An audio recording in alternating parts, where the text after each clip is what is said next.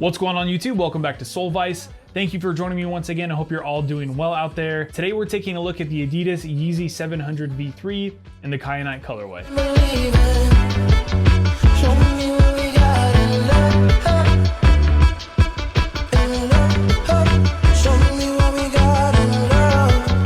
This is going to be an in-depth review on these. I'm going to let you know everything I think you need to know about in order to decide whether or not this is a shoe you want to cop for yourself. I'm going to show you what they look like on feet and give you some up-close detail shots as well, so you can get a really good idea of what these look like in person.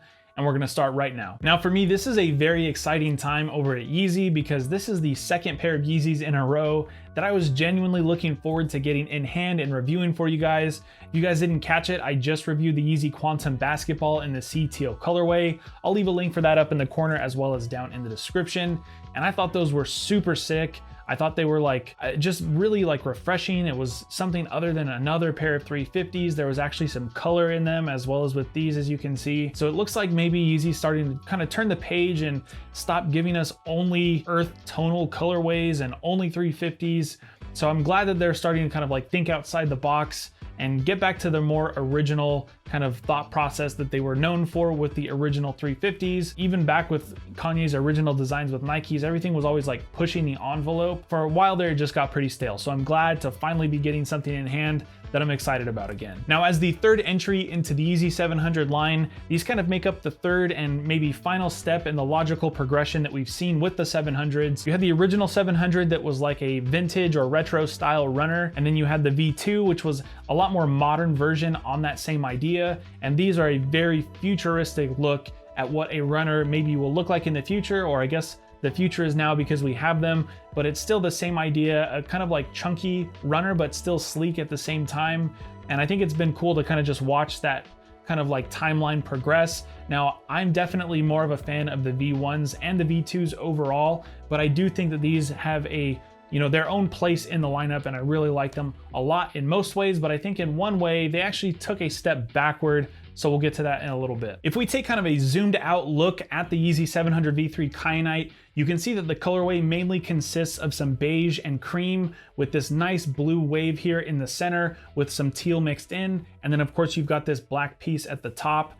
And I think this is a great colorway. I love how the use of blue and teal is really tastefully done. It's loud, but not in a bad way. And I just think it's a super clean colorway. Now going in for a little bit closer look, if we take a look at the upper here, you can see that there's really three main layers. So you've got this very outer layer, which is kind of this like exoskeleton type looking piece. This is done in a cream color that is glow in the dark.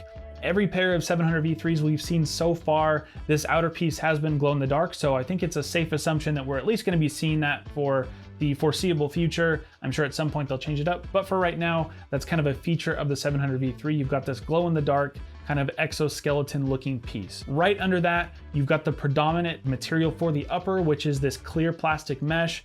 It's very lightweight and breathable, which I do like a lot. And then poking through that mesh, you can see you've got this blue wave that stretches all the way from the heel to the toe of the sneaker. And like I said earlier, it does have some teal. You've got a little bit back here in the heel and then a lot more up here near the toe.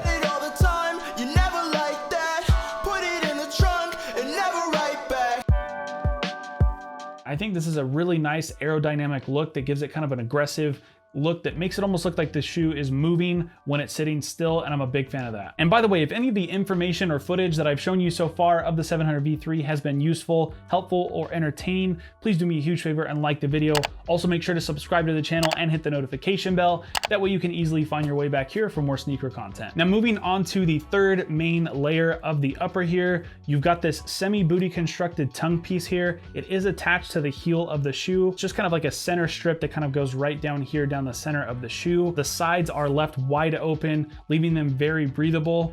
I do understand again why they went with a booty construction here, not a typical detached tongue like we're used to seeing with a 700 and 700 V2. Having a detached tongue like those other two sneakers would not match the aesthetic of this shoe.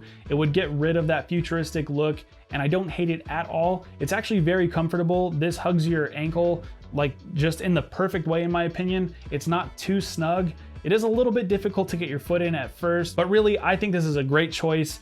and I think that it looks awesome also. Now, sitting on top of that centerpiece here, you've got these rope laces, which are kind of pointless, to be honest with you. They don't really have any function because this shoe is very snug even without them. I don't feel at all like I have to cinch them or tie them down at all. These are just kind of here for looks, and I do think that that was the right way to go. Probably would have looked a little bit too empty had they not had laces. Now, they come out of the box with infinity laces, but if you're somebody like me who's not a fan of them, you can cut these off, and inside the box you are going to get a pair of regular black rope laces. I'm torn up like some pieces of the paper. Don't burn up in the morning, let it taper. Now, moving down to the toe, we've got probably the most obvious callback to the original 700s with this U-shaped toe piece. We also saw that on the 700 V2. However, the big difference between these and the other two versions of 700s is that on the other two, it was done in suede, whereas you've got a rubber toe cap on these. Now, in general, I do prefer suede to rubber as far as sneaker materials go, but with this super futuristic looking shoe, we've got no other natural materials to be seen, so I completely understand the choice to go with a rubber toe cap on these. I think it fits the shoe a lot better. And they could have gone with any random strip of rubber to use for the toe cap, but they chose this really textured rubber that I like a lot. It has these really deep ridges in it that just gives the shoe that much more character, and it kind of makes that rubber a little bit more acceptable in my opinion. Moving down to the midsole, this is kind of another piece of the shoe that is similar to the 700 V1 and V2, but also very different at the same time. This is a very chunky midsole. It's tall and thick and gets wider toward the back here,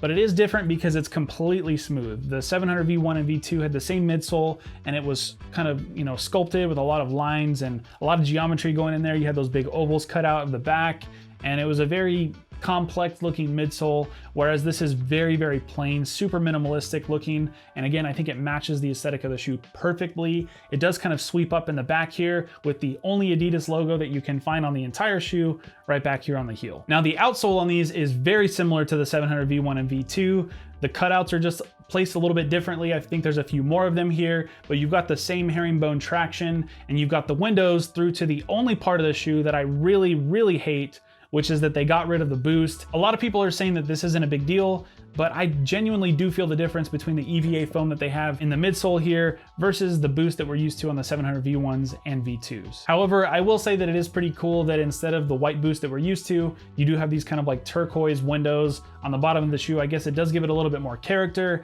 and I would have to say it looks better, but it definitely doesn't feel better. Now, moving on to my second and only other complaint about these, and that's the sizing. I went true to size on these, and I think they're too snug.